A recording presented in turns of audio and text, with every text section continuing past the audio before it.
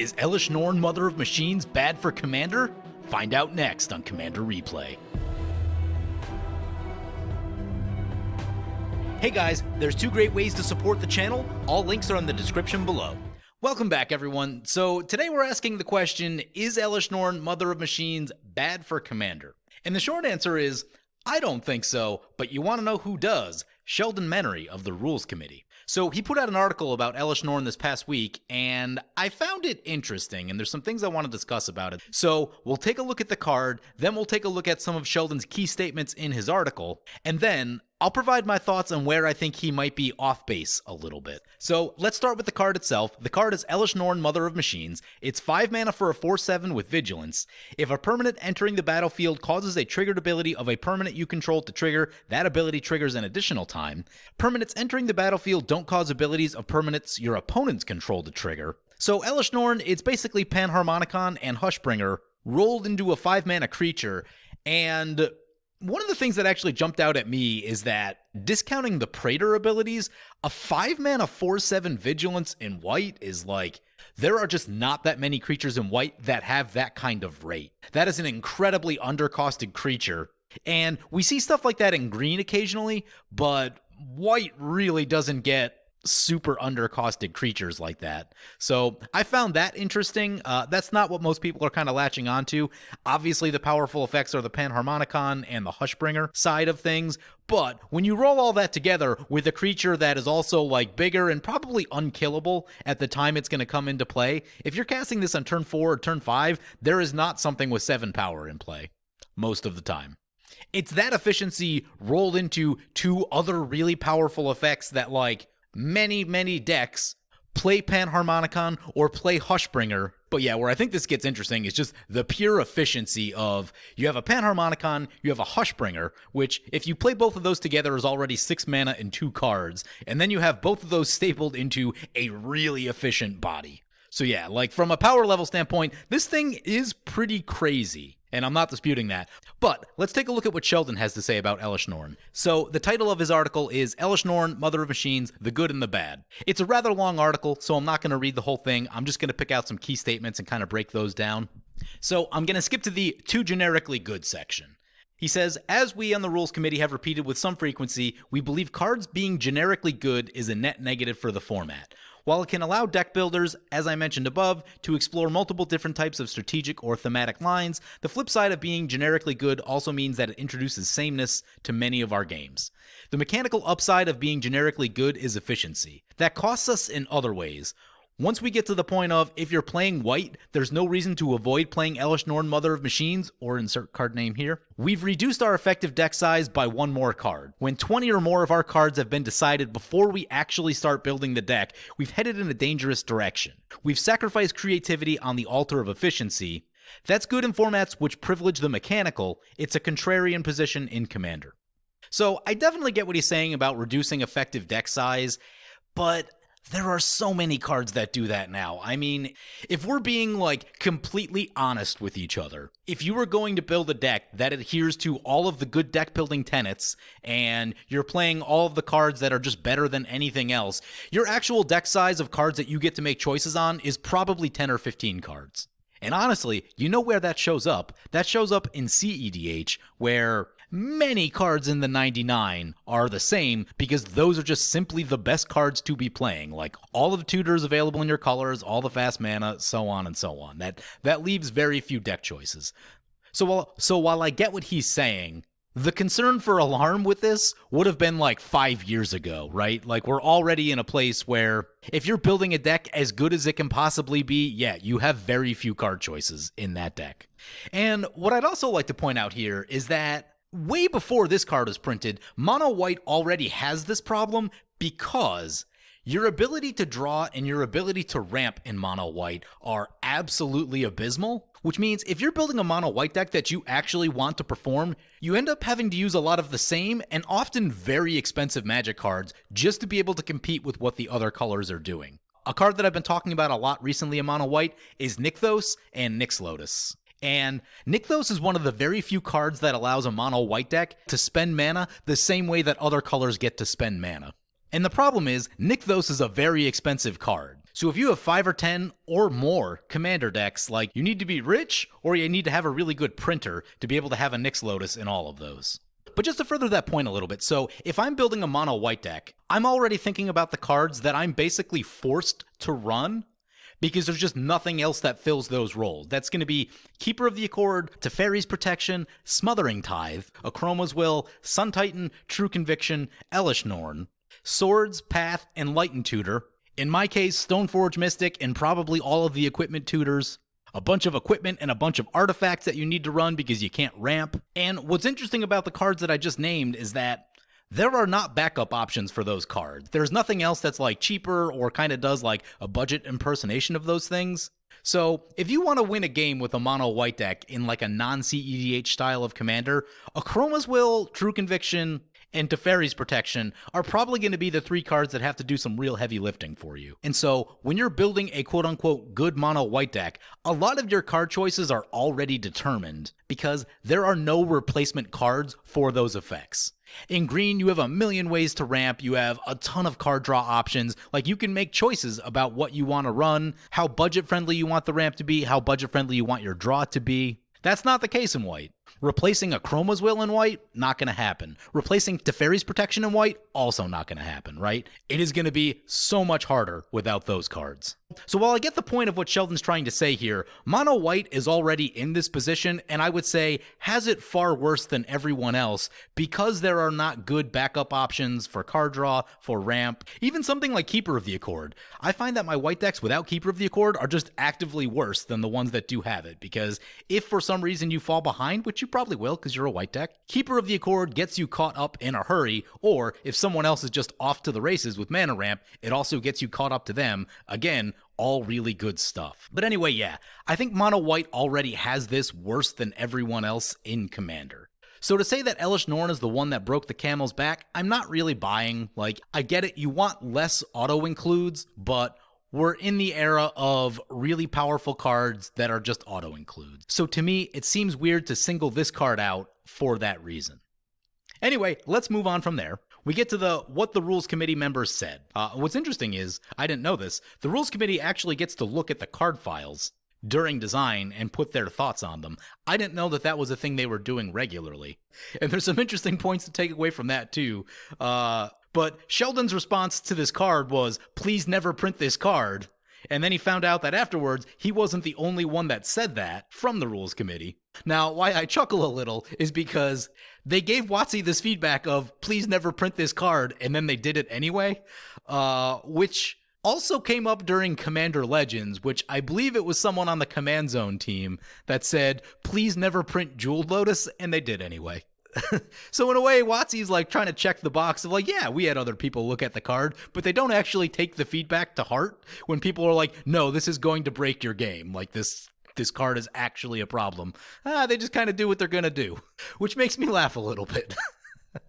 Anyway, he gets to the main point, which is that we, of course, then talked about it together as well as reiterated our point during joint feedback. This is not a healthy card for Commander. This card does not look like it's going to offer positive play experiences. It's dangerously designed, then pushed mana-wise. He goes on to say that the good news is that they can design whatever cards they want to, and we have remedies in place should things go awry. He's talking about the B word, though he's not outright saying this card should be banned. And then he wraps up by saying, I'm firmly in the camp that this card is a net negative for the format, but that's not the only part of the calculus. What remains to be seen and observed over the next quarter or two is if it's negative enough to take action on. If it demonstrates that it's not having the impact that I caution it could, then we don't have anything to worry about. I'll say once again that it's not what a card does, it's what a card does to the format that's important. So yeah, he's hinting at it may need to get banned. He's not outright saying it, but he's saying they are considering a ban if it needs to be banned. And so this is really what generated all the discussion on Twitter yesterday and what got me thinking about it. Straight up, I don't think this card is ban-worthy in Commander. It is really strong, it will be really annoying, and you will definitely lose games to it. That said, that doesn't make it terribly different from any other Haymaker creature in this format. The one main difference is that this one's 5 mana and some of the other ones are like 6, 7, or 8. So slight difference there. But as far as I can tell, it's also not like a I untap with this and I just combo out and win type of commander. or a card in the 99 for that matter. Now, the person that has it will definitely value really hard when they untap with it. That's definitely a thing that's going to happen, so you should get rid of it if you can. But depending on what exactly they play afterwards, you may or may not be able to kind of stop what they're doing and wipe the board back to an even place. Maybe, maybe not. But again, I don't think it's significantly different than, like, in particular, any of the other recent Praetor cards. It's weird to call this one out for being problematic when the new Jenga Taxes literally counters 3 card types. Like, that's actually insane. That means that probably half your deck you can't play. And while I think the Hushbringer half of Elesh Norn is good, it's not something that's going to impact every deck a ton, right? I would say that 75% of my decks aren't significantly impacted by the new Elesh Norn being in play. Most of them maybe have a Sun Titan, maybe there's a Flame Tongue Kavu, maybe a Stoneforge Mystic. But if we're only talking 3, maybe 4 cards in a deck, that's not nearly as backbreaking as the new Jenga Taxes, which counters half your stuff, or even Hinata for that matter. Not officially a Praetor, but has the Praetor text on it. And Hinata makes it super difficult to cast spells with multiple targets. I would argue that Hinata is much stronger than this new Elesh Norn, at least from a generic sense. Now, it is also worth pointing out that, like, I'm primarily a Voltron player, though I've started to delve into some other things more recently. So let's just take a look at, like, my top 5 decks and see how they would perform with an Elesh Norn in play. We'll start with the Angels deck. The Angels deck does have a decent number of ETBs in it. That one actually would get hit kind of hard. Karmic Guide, Angel of the Runes, Angel of Serenity. I believe Sarah's Emissary is an ETB, so that one actually would get hit a bit hard. But let's look at something like Tap Creature Tribal. I think there's literal 1 ETB effect in that deck. So Tap Creature Tribal doesn't care if Elesh Norn's in play. Next, let's look at my Aurelia combo deck. There's a few ETBs in that deck. Sun Titan, Flame Tongue Kavu, Stoneforge Mystic. I think there might be a Skyclave Apparition in there. I have a little bit of an ETB sub-theme because of Sword of Hearth and Home in that deck, so it would get hit a little bit hard, but there's also enough removal in that deck that it could answer it and then just play those cards anyway. Or I just play it for no ETB value and then suit it up with a bunch of stuff, and, you know, that deck can still get a lot done under an Elesh Norn. Next, my Ashling deck. My Ashling deck firmly does not care about Elesh Norn being in play. It's mostly activated abilities and equipments and a couple dragons. That's the whole deck. Sisay Legendary Blades has a few ETBs in it. Sharoom is one of the notable ones for that deck.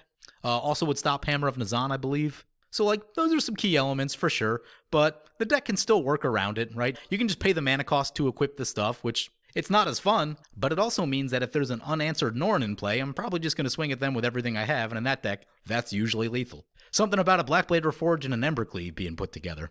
So then thinking about some of my other Boros decks, Boros Keywords doesn't really care about it, General Ferris Rokirik doesn't really care about it. So yeah, like, a lot of my decks actually won't get hit that hard by the Hushbringer half of this Elesh Norn. But yeah, I do have my own playstyle. I tend to play a lot of Boros. I tend to play a lot of combat. If you are more of like a Simic value player, yes, you're going to get hit much harder by the Hushbringer half of this Elesh Norn. Green decks in particular have tons of ETBs, which is often why I run Hushbringer in a lot of my Boros decks, because it stops the green decks and it also stops Dockside, which is like a huge thing in this format. And I've had some really funny battles of people trying to blow up Hushbringer and me protecting it or bringing it back. And like, Hushbringer weirdly locks out some decks really hard. But I think the difference between Hushbringer and Elesh Norn is that not everyone has incentive to remove a Hushbringer. Like, if I'm the combat deck and someone else plays one, I'm going to leave that Hushbringer there because I know it's going to stop the green player,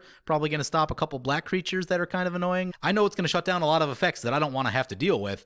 However, because of Elesh Norn's Panharmonicon effect, everyone else at the table is going to have plenty of incentive to get rid of this Elesh Norn. So, like most of the Praetors, this is probably going to do a removal check. But in regard to the decks that will get hit kind of hard by the Hushbringer half of this card, I mean, God forbid you have to, like, alter your deck building just a little bit to remove a threat, right? Like, it's literally a matter of adding 1 instant speed kill spell. And sure, Elesh Norn's good enough that someone's probably going to reanimate it, and it will come back later in the game, so you probably have to deal with it more than once. But if your entire deck gets locked out by a Hushbringer being in play, that's more bad deck building than anything, right? You're trying to glass cannon, essentially, and just be like, I'm going to get all the ETB value. Oh, wait, my deck doesn't operate if there's a single Hushbringer, right?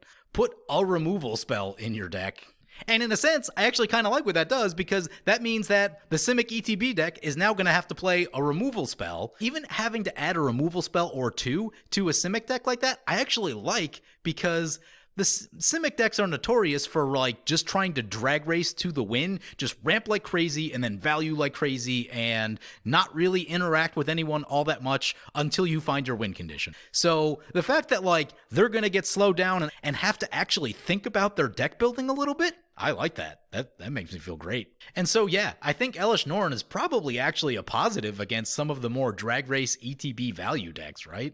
That being said, the person with the Elesh Norn also probably turned somewhat into a drag race ETB deck themselves by having it in play. But yeah, I kind of like that some people are going to have to change the way they build their decks so that it can't just be like constant ETB value, because you might have to answer this card. Now, what also seems strange to me is the singling out of this Praetor in particular, because let's take a look at the original Praetors. Original Vorinclex literally says you can't play the game. Once you tap your lands, they don't untap for a turn cycle. Like, that is a game-breaking effect. And I've seen people tap out 5 mana for a board wipe or something to get rid of the Vorinclex. They often lose because they lose their entire next turn and everyone else gets to keep doing stuff. So yeah, original Vorinclex says you can't play the game, basically. Original Jingataxis, you can't have any cards in hand, is basically another version of you can't play the game. New Jingataxis, 3 of your card types get countered. You basically can't play the game. Hinata, your spells become really expensive, so it's not like you can't play the game, it's just really difficult to play the game. So yeah, in my mind, the negative half of the new Elesh Norn is far less busted than many of the other Praetors that already exist. So it does seem very strange to call this one out. Now, again, it is 5 mana and the other ones are more than that, but if you're determined to get an OG Vorinclex in play as quickly as possible, you could probably do it by turn 5 very consistently. The ability to produce crazy amounts of mana very early now is insane, and if that's a thing that you want, it's a thing that you can do pretty easily. In green, there's also tons and tons of ways to cheat it into play, some from the library, some from the hand. Might be a little tougher in mono blue to get Jingataxis, but again, if you're really determined to do it, run 30 mana rocks, and I promise it'll be into play very quickly. So anyway, that brings me to the final question: should this card be banned? And I'm firmly in the no category, and the reason why is that I posted this on Twitter yesterday. I can name 150 cards that need to be banned before this new Elesh Norn. Any fast mana card or any card that produces excessive amounts of mana is going to be far more broken than anything that this Elesh Norn could ever do. Namely, I'm talking about like Soul Ring, Mana Crypt, Dockside Extortionist, Smothering Tithe, Gaia's Cradle. Coffers never really bothered me as much, but it'll make you lose games. Even like Mono Green Selvala is an insane Magic card, right? Any of these things that produce tons of excess mana are all going to be far more busted than what this Elesh Norn is doing. And again, this Elesh Norn will be very, very good, and you will lose to it, at least some of the time. But that's still not as broken as someone making 20 extra treasures off the million different ways there are to make a bunch of treasures now.